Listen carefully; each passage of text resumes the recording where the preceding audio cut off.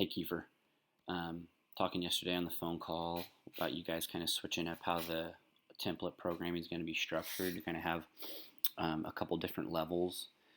Kind of got me thinking, so I just started kind of playing around a little bit, and I was thinking about this concept of maybe at some point in the future. Obviously, this is something that maybe will take some time to figure out the exact structure, and if not a huge deal to me, and just kind of something that I think about and might be advantageous for people that are on the program to have things kind of split up into these three biases.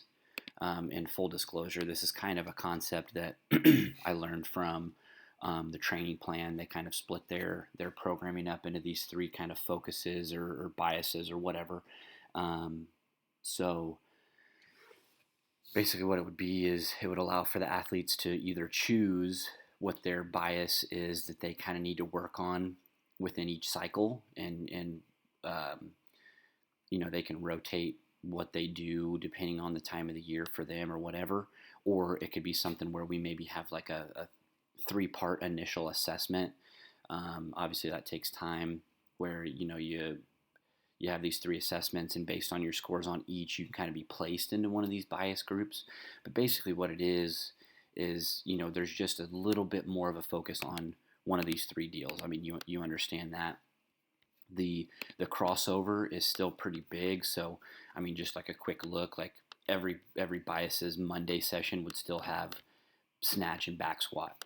But maybe just whatever that second session is a little bit more focused for them, or there's just in total more sessions focused on whatever their bias is. Or just another example of how it could kind of be differentiated for what someone's focus is. A strength biased Saturday session could be power cleans and bench press. A skill focused Saturday session could be bench press and toes to bar volume. And then a capacity biased Saturday session could be like bike and bench press intervals. Just for example, the way that there's some crossover, there's some carryover within each one, but then there's kind of a specific focus for what someone's maybe biggest limiter is or whatever. And then also what this would allow us for us to do is provide an AM and PM structure. I think you understand that the way that the programming is written right now, it's usually too much within a day for someone to do all within one session.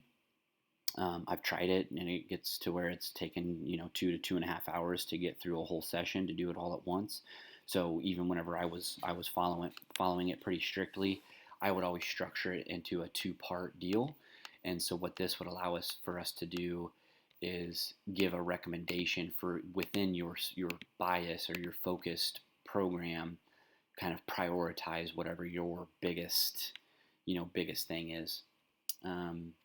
So I don't know. Again, just kind of a concept. I'll share this sheet with you, and again, maybe this is something that is much further down the road, but I just kind of started spitballing with some ideas, and thought that maybe if I laid it out in a structure that makes sense, it could be something that you, maybe Justin, could look at to maybe potentially plan on doing in the future. Maybe Fitter. I don't know how Fitter would aid in this. I know SugarWOD, this might not be very feasible, because then it would require you to have each one of these broken up into a different track.